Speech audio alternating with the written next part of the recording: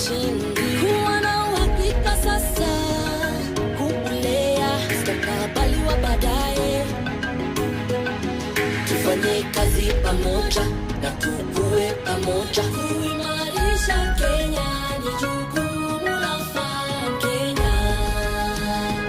Hello there, this is Farm Kenya show right here on KTN. You're wondering what I'm holding? This is a tray with seedlings, and today we'll be learning about seedling propagation. We'll be looking at onion and tomato. We'll be looking at what you as a farmer at home can do, the how-tos from when you're putting the media, which is what will hold the seed, up to when the seedlings come up and ready for transplanting to the shamba. My name is Kelvin Nyakundi. Let's get right into it. All right, thank you so much for joining us, Alice. Yeah, thank you. So let's get right into the conversation and look at seedling propagation for onions. So when it comes to onions and the seedling propagation for this, what should a farmer look at? The first thing. First thing the farmer should look at is the variety of the onions. We have different varieties like the red coach, Neptune.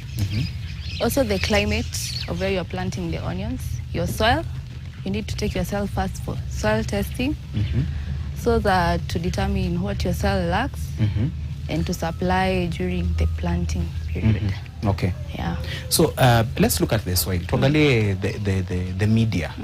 Ni nini ambacho mkulima anafaa kuangalia so that at least at the end of the day akileta seedling yake ina thrive kwa hiyo media. Okay. So for the media inafaa kuwa inert. By inert we mean it's free from everything. For example, for us we use Net-Agro media.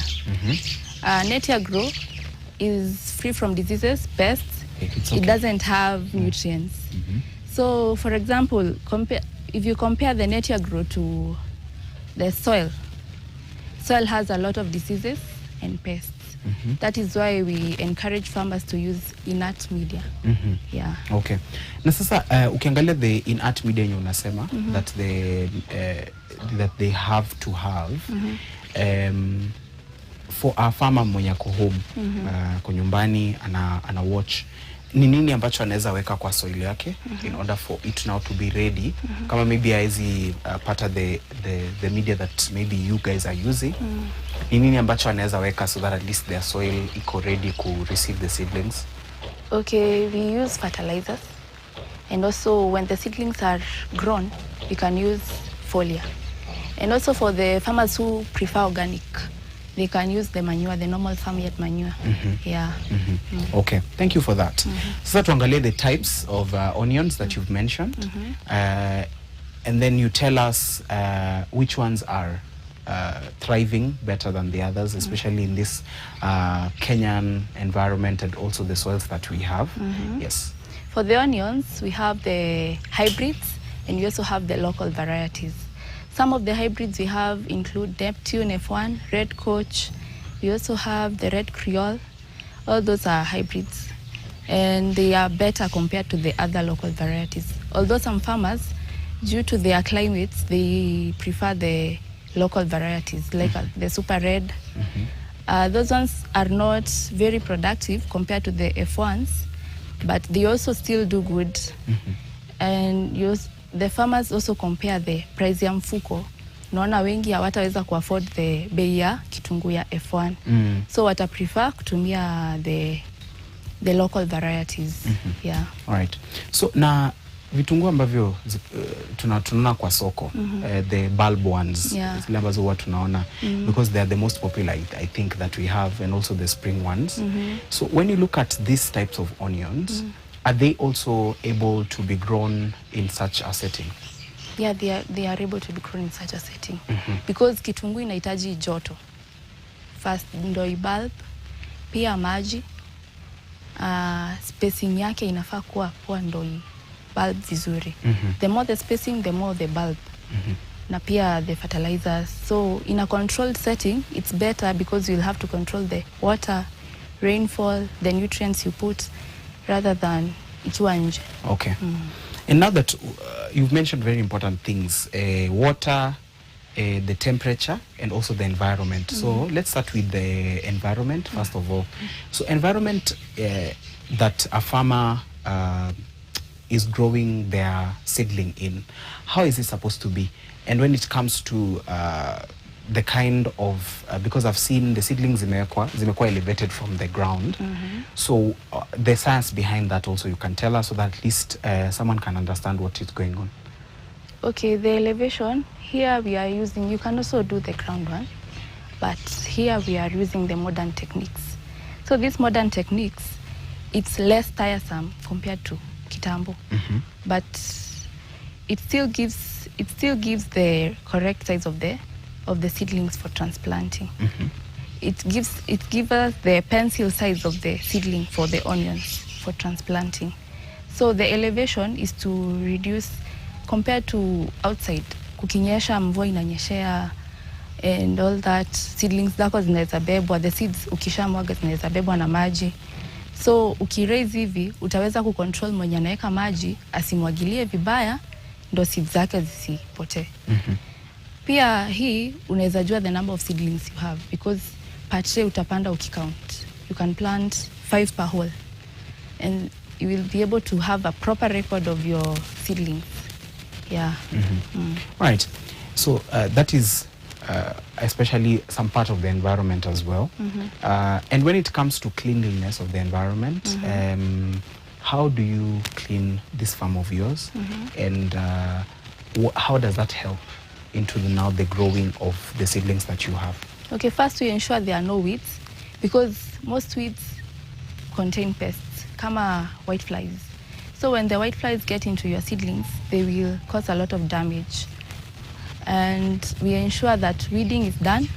We ensure that everyone who works in the greenhouse washes their hands, sanitizes, and also we don't allow people in the greenhouse because they might be carrying pests from their farms. Okay. Especially farmers, yeah.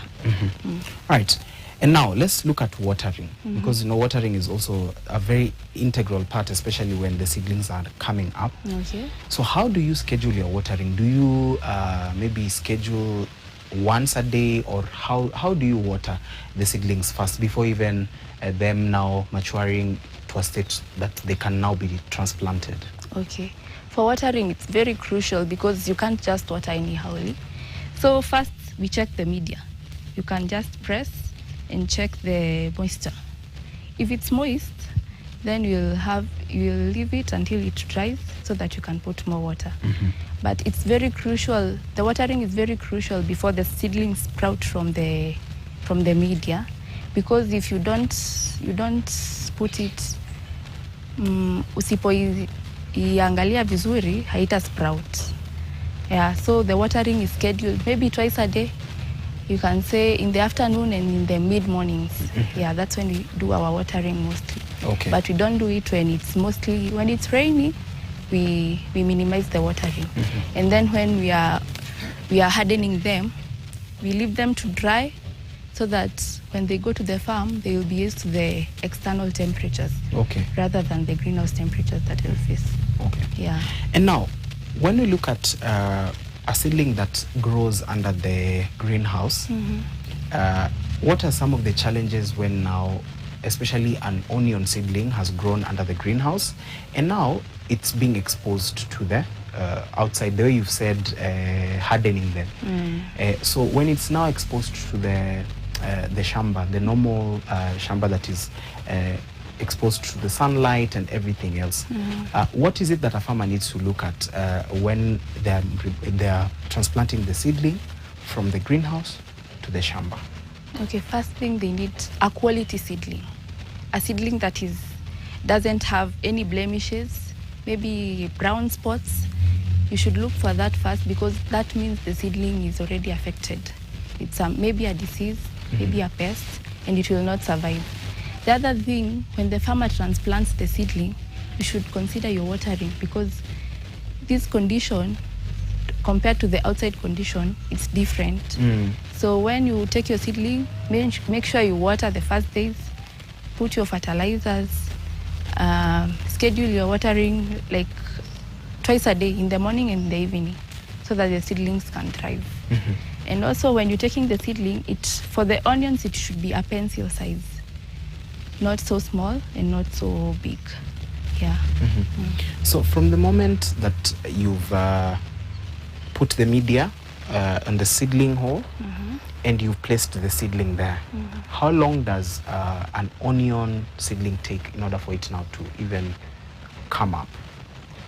To come up from the soil. Yeah, from the medium. From the media. Yeah, from the media. Yes. It takes around 3 to 4 days.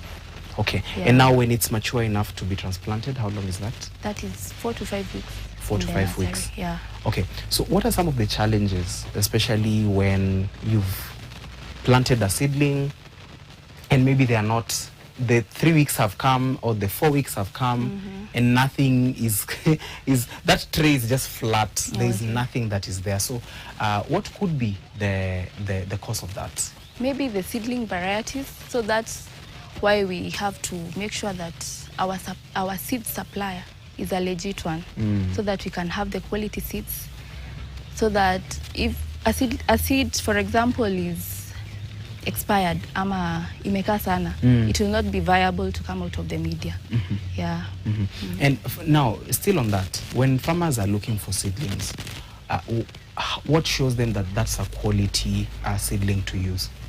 That's the best seedling to use. Like, what is there in that packet of maybe seedlings or in that seedling that shows a farmer, okay, this is certified or this is the right seedling for me to use?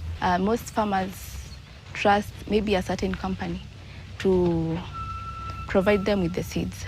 So we'll check on the date of the packaging, the expiry date, and also the KEBS warranty. Yeah. Okay, so those are very important for farmers to look at. Okay, so you've spoken about all these things. Now it's the 4th week and your seedling is mature enough to be transplanted to the shamba. What is the procedure and how do you carry them in order for them to be, the same way they were even when you put them in the shamba? Okay, so when the seedling is about 4 weeks, it can come out well from the media with the media at the root base. So we just pull them and then pack them in a box, which we ensure it is well tight so that it can reach any destination at Kisumu, Mombasa, tutatransport hadi ifike. Okay. And what is the challenge when it comes to transplanting? What have you encountered before when it comes to transplanting that maybe affects a seedling from when it's from the greenhouse to the shamba? What challenge do you usually maybe come across or maybe that you've experienced that maybe you've been able to come out of? Okay, maybe sometimes we are affected by diseases like the downy in the onions. It has affected us for some time, and that's, you have to be keen with the spraying program of the greenhouses. Because if you skip, let's say a fungicide, then hiyo ugonjwa itaingia na kitungu yako inaweza isha yote. Then another challenge is when you're uprooting, zingine zinatoka bila mizizi. So ukienda kwa shamba, yo definitely tu itakufa. Okay. Yeah. Okay. And on the diseases and the challenge especially of the disease that you've mentioned, what are some of the common diseases that onions or the pests and diseases that usually affect onions, especially in the seedling type of level before they even go to the shamba? Sana sana kuna downy mildew, utapata the tips zinaanza kukua brown and then it dies back immediately. Some of the pests kama kuna aphids, kuna spider mites, kuna white flies, zote zinaweza affect kitunguu. Na sasa hiyo madawa zinakam. Okay. All right. Ama hata before you notice, you have to use the preventive measures. Kupiga dawa before uone. Yeah. Okay. And you mentioned about soil testing. So about soil testing, and soil testing usually helps a farmer know the pH and what is the best level for them to now put the seed inside the media. So soil testing, how important is it, and what shows a farmer that this is the right level or this is the right pH in which I need to plant my onion seedling in? Soil testing is very important because without it, you can't know the condition of your soil. So for us, we encourage farmers before they plant anything, the first step is soil testing. You can do the instant one that will show you the major nutrients that you are lacking in your farm, the pH, so that kama kitunguu inahitaji pH yenye si very acidic na si very basic, itafaa kuwa true neutral. So ukitumia pH yenye iko juu sana, kitunguu yako itachomeka yote. Na pia hiyo soil testing inakuonyesha the fertilizers that you need to supply your soil with for the seedlings to thrive in your farm after you transplant. So bila soil testing, maybe the success rate of your crops will be very low. Okay. Na sasa ume mention fertilizer. Ukiangalia seedling state ya onion, how long should someone or a farmer apply fertilizer? And what would you advise when it comes to onion seedlings and fertilizers? Okay, for fertilizers, after you take them, as we supply them with foliars here, so after you take them from us, from the second week after you transplant, you should start applying your fertilizers so that the germination, the process iendelee. Some of the fertilizers you can advise farmers are for example, for the planting, you can use the DAPs, and then you can top dress with the nitrogenous fertilizers. Yeah. Okay. Alice, thank you so much for that insightful conversation. You're welcome. Now, don't go too far. We want to see and look at the process of making sure that you have a seedling at the end of the day. So we'll be doing that with Alice in the next few. Right, so now, right about now, we are taking it to Alice to show us how she fills the tray with the media and also places the seeds. So, kwa kupanda, tunachukua a clean tray. We have our media. So I'll fill this tray with media. So just pick a handful.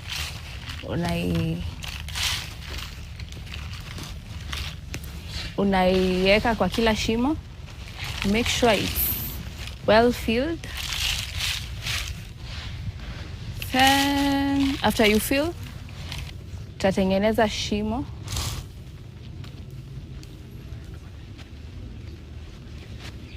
Hizi shimo ndo tutaekea seeds zetu.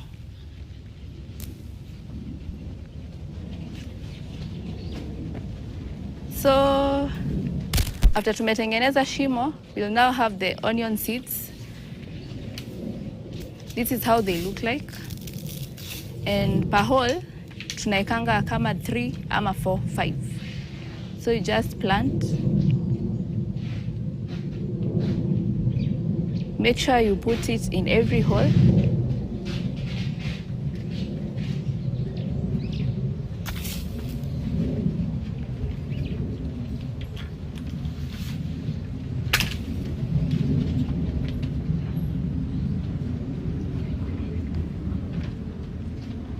So tutapanda kwa tray yote. Nimesema per hole tunaweka kama 3 ama 4. So the reason why naweka 3 ama 4 ni juu ya ku maximize on space, na pia kitunguu tukiamua kupanda moja itachukua a lot of trays. Pia zingine zinaweza kuwa sio viable. So ukiweka 2 ama 3, that means zingine maybe hazita germinate. So after tumepanda kitunguu yetu, sasa tunachukua media, tutafunika lightly, ndo pia usisukume the seeds that tumepanda. So unafunika the whole tray.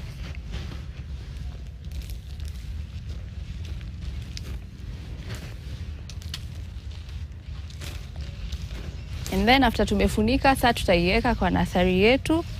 We will water and the process begins. All right, so you've learned something, and I believe I've also learned something today in how uneka media in those particular holes in the tray and how you place the seeds. So Alice, unaweza tuambia when you are looking at the seeds zile ambazo unaweka kwa the holes, what should you look at? Does it mean that every seed is okay? And from how you pick the seeds, what shows you that this seed is good? You can just tell us about that. So a good seed is uniform. It has no deformity. It's haikai kama iko na blemishes. Yeah, that's for kitungu. Okay. It's uniform, haijakatika. Yeah. So a normal seed ya kitungu, zile ambazo uko nazo hapo na the way you've planted them and placed them there, nini na kuonyesha, because umesema inafaa kuwa uniform. So nini inafaa kuonyesha iko uniform, and what shows you that that seed is bad? Okay. For the bad seeds, zinaweza kuwa smaller in size than the normal ones. So kujua iko uniform, lazima zote zikuwe zinatoshana, zikuwe a medium size. Kama okay, si medium like medium ya sasa ya kitungu. Juu kuna ile medium mezoea, but sasa kuna ya kitungu, ya seeds za kitungu. So it has to be medium. Ikuwe zote ziko like the same size. So ukipata yenye ni ndogo, that shows maybe iko na shida, haitakuwa viable, it will not germinate. Yeah. Okay. So now, tuende kwa the process, of course, now of planting the seedling in the shamba. And because earlier on, before we even showed this process, we're speaking about now that the seedling is mature enough to be transplanted. Now, farmer akifika kwa shamba, what do they need to look at, especially in the shamba, that now the seedling is here? How does a farmer prepare their shamba to receive the seedling? Okay, for the seedling to go to the shamba, the seedlings have to be uniform also. That's why I said the pencil size of the seedling of the onion. So zote zinafaa kuwa that size, the pencil size. You also check the root system. It has to be a strong root system, and the roots zinafaa kuwa intact ndio iendelee. And now, when it comes to now transportation and storage, what would you advise a farmer to do in terms of now they're ready for transplanting? They have harvested them today, they've removed them from the greenhouse. How long should it take for them now to take them to the shamba? Okay, minimum inafaa kuwa 2 to 3 days. Ikipita hapo sasa kitungu yako itakuwa imeanza kukua mbaya. Juu for long distances itaenda overnight, so that's 1. Then 2, kama utamaliza, you'll better take them as a bunch, uipande kwa soil, then you'll transplant them later.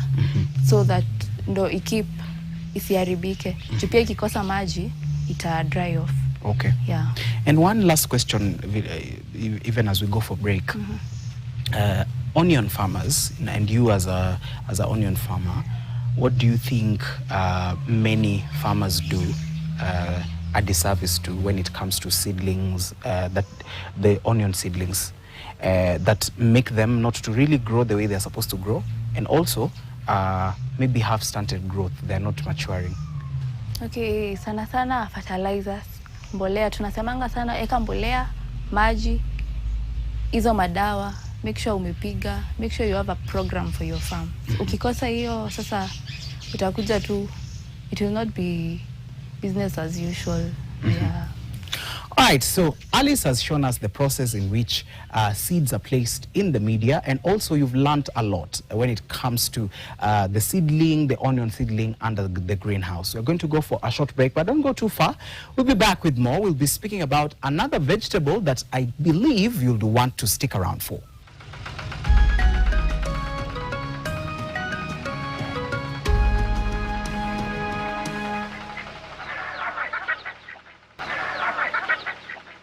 Welcome back. This is Farm Kenya Show right here on KTN, and today we are talking about onion, and I told you to wait for another plant that we are speaking about today. We are talking about tomato. Today we'll be looking at also the tomato seedlings and what you need to do at home, and also even if you want to be a large-scale farmer, and the nitty-gritties when it comes to that. And Alice is still here with us. Thank you so much for sticking around. You're welcome. All right. So, tuingilie sasa tomato. Ikifika kwa nyanya, now that the prices of tomatoes are where they are, When you look at the seedlings of tomatoes, Yeah. what is that thing that a farmer needs to look at? Because I believe tomatoes are a bit more delicate than onions. You'll tell us about that as well. Okay. Yes. So thank you so much. On tomatoes, the first thing you need to look at is where you're planting them. The soil, we start with the soil. Kila kitu tunaanza na soil. So is your soil good for the growth of tomatoes? Is it fertile? Is the pH okay? Yeah. We also have to look at the climate of the area. If the climate is too hot, too cold, nyanya ipendi baridi. Pigwa na baridi sana, tapata ugonjwa. So the other thing we look at is the seeds, the variety sasa. Kuna varieties inafanya poa in different places. So ukipata kama hii variety inafanya vizuri Kiambu, maybe see the same inafanya vizuri tuseme Murang'a ama Kisii everywhere. So that's what we look at when it comes to tomatoes. Okay. Yeah. So let's look at the soil and dig deeper a bit. So when you're testing the soil, as a farmer, what is that one thing that shows you that this is the best soil to grow your tomatoes in? Now that we've already seen that it's a bit delicate. Yeah. The soil should be fertile, not too acidic, not too basic. Inafaa kuwa too neutral. Pia place unapanda ifai kuwa the type of the soil. Tuseme black cotton inapatanga a lot of flooding, especially during the rains, and that will cause a lot of damages to your tomatoes. Tuseme sahi wakulima wengi wameaffectiwa na floods, and they are undergoing a lot of losses due to the type of soil. Let's say. Yeah. And now that you've spoken about pH, not too basic and not too this other side. So what is the best maybe level, if a farmer is testing the soil, what is the best level that you can say is good for you now to place your tomato seedling in? Okay, for the pH, you can take 5.5 to 7.5 pH. Yeah. All right. So anything below 5.5 or anything above 7.5? It's too much. Is too much. Okay. So let's come to the temperature. Okay. You mentioned about nyanya ikipigwa tu na baridi kidogo hivi inakuwa mgonjwa. So how do you maintain the temperature, especially in or inside a greenhouse? So inside the greenhouse, the temperatures are mostly high, but sometimes you are affected by cold temperatures during the rainy seasons. So for the greenhouses, we have the roll-ups. So kukiwa na baridi sana, tunazishukisha chini. Ndo temperature bado ibaki ikiwa juu. Juu karatasi inaleta a lot of joto. Na pia kuna hizi shade nets. Pia zina minimize the temperature inside the greenhouse. So kukiwa na baridi, you can do away with them and let the polythene bring in as much heat as possible. Yeah. Okay. Still, now that you've mentioned the structure, let's look at the structure, especially when it comes to the tomato seedling. The structure that unaweka the tomato seedling under, ni nini inafaa kuwa nayo? And can someone say their greenhouse is basically going to be polythene, no rolling up the way you've done here? So what is it when it comes to the structure that is really important for the tomato seedling? Okay, first we have the polythene, of course. Juu lazima kuwe na polythene. And most farmers wana prefer sides ikuwe na insect net so that juu ya kuregulate the temperatures. Kukiwa na joto sana, uta roll up the polythene, unabaki na insect net. The insect net ni hiyo ya white, inatusaidia na kuzuia pests kuingia kwa greenhouse. Ndio pia usihave kufight a lot of pests. Okay, you can also have the shade nets. The shade nets, kama sahi kuna joto, ina minimize the temperatures inside the greenhouse. Tuko na mbili, kama hii ya black na ya green. They are both, ziko na different degrees ya the temperatures that they allow. Yeah. And still on the structure, from the where the tomato seedling has been placed and the roof of the structure, inafaa kwa what size? Is it supposed to be maybe, you see where we are standing and where the net is? Can the main roof be there? Will that affect the tomato? No, it will not affect because there are different kinds of structures depending on whichever the farmer wants. Kuna wenye wanapenda gothic arc, kuna wenye wanapenda hizo za round.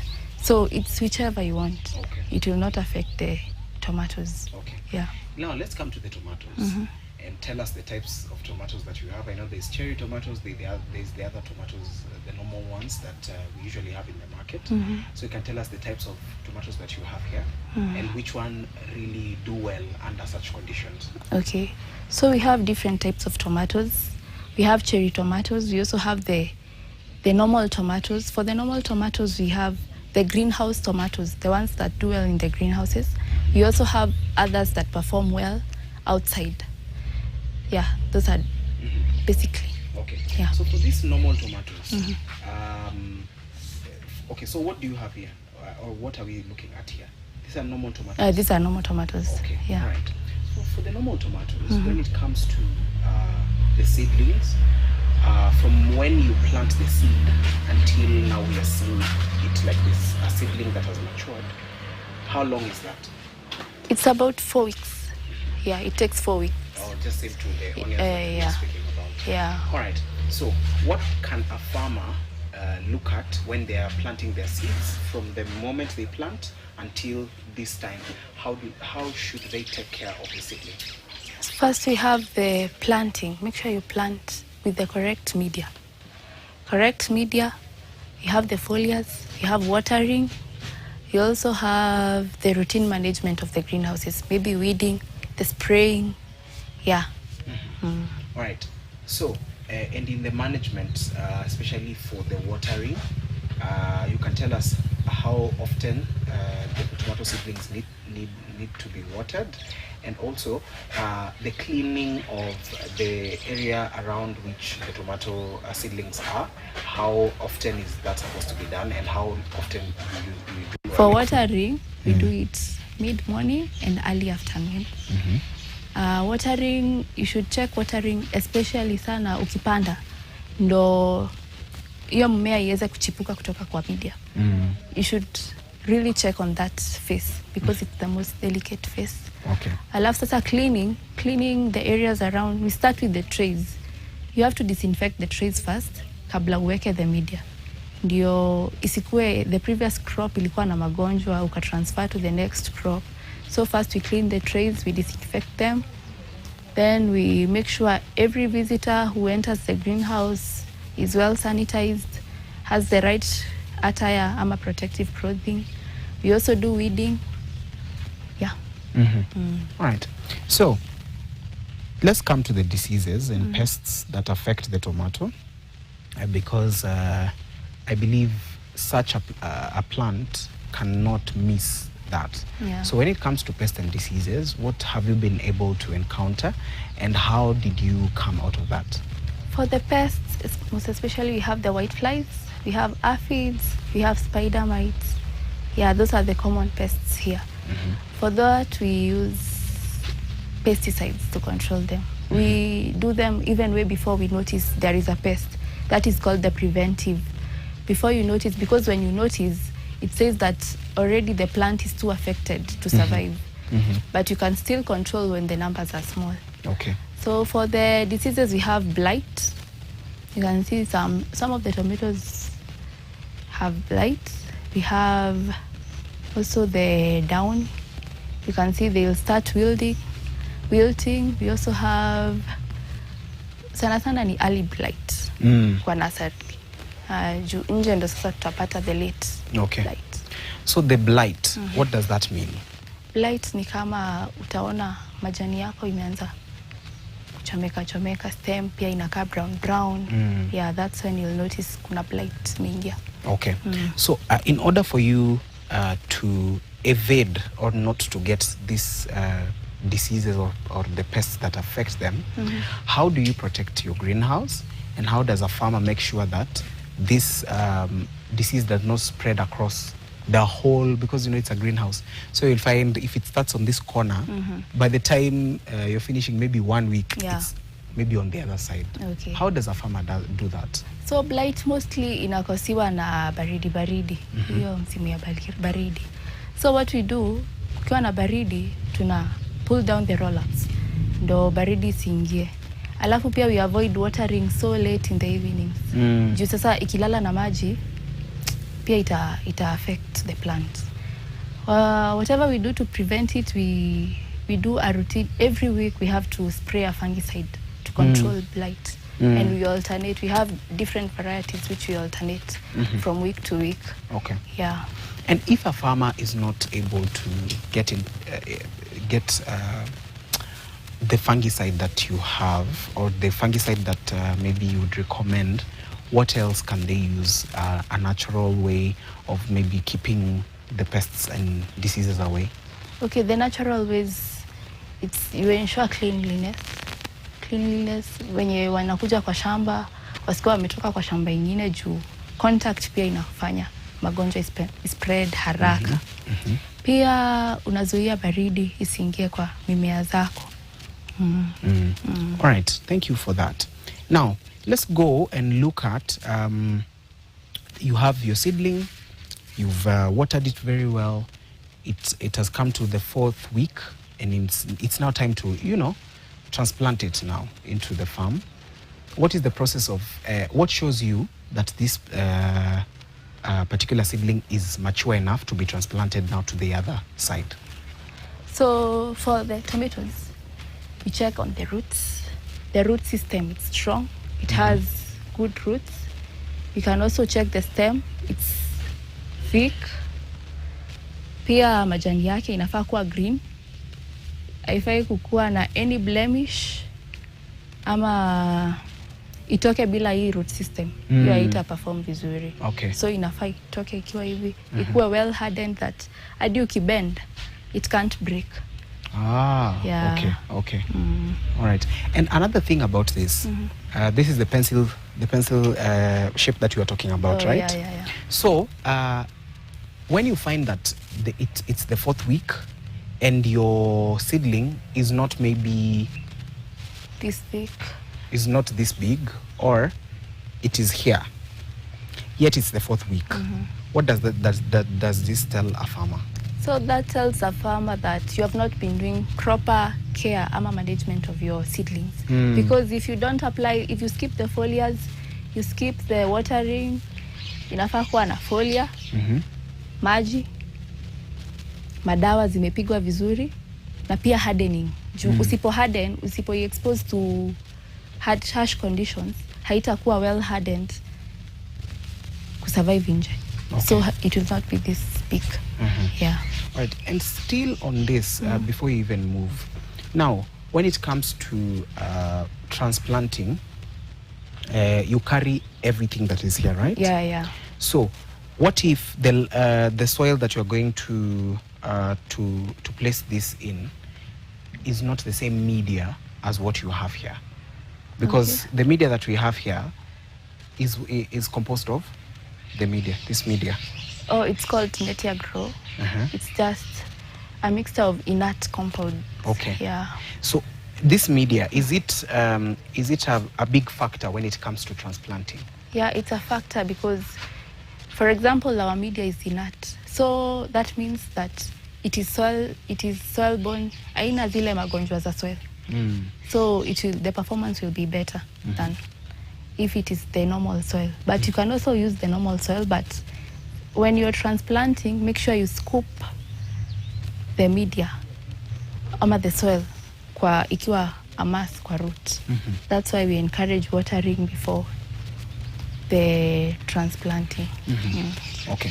So what does a successful seedling, tomato seedling tray look like?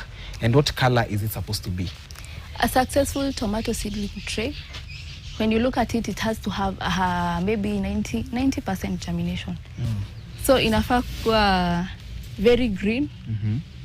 Ukichomoa seedling yako inafaa itoke effortlessly. Pia zote mingi zinafaa kuwa zimegerminate. Haufai kuwa na spaces mingi huko katikati. Okay. Yeah. All right. So when it comes to still the germination, ukipata side moja ndio imegerminate na hiyo side nyingine haijagerminate, is this dependent on the seed that you put there, or maybe that side the water? Because first of all, what type of watering system do you use? Do you use the sprinkling or? Yeah. We do sprinkling. So ukipata maybe side moja ija-germinate, it raises a lot of alarm because maybe the people you put there didn't water well. That side. Yeah, because when you don't water the seeds, without warmth, without water and oxygen, the seeds can't germinate from the media. Okay. Yeah. All right. And now, when you've removed the seedling, you are now in the process of taking it to the shamba. What should the farmer focus on or look at? Because sometimes maybe during the transplanting, the process, it can break. It might, maybe lose the media. The media, because these things are very delicate. Yeah. They're not as hard as maybe you would think. So what happens during the transportation? Because now that you're moving it from here to the shamba. Okay, we ensure that our boxes are tight. Our boxes are usually tight. We put polythene on the bottom to ensure that if there is any leakages, it will be protected. We also ensure that the seedlings we are giving the farmer are well hardened, because if it's not well hardened, it will break. Definitely it'll break. Alafu media, kama iko well hardened, haiwezi toka. Kama hii sasa inatoka. This means that the seedling is not well hardened. Okay. Yeah. Because the strong root system means that a seedling is well hardened and ready to transplant to the farm. So, as we look at the tray, there is of course a size in which every hole is, and there is the spacing, because you said 400 spaces, right? 442. 442. Oh, those are many. So, like we can say here we have thousands. Yeah, we have thousands. Thousands and thousands. Yeah. So, what really informs the spacing within every tray?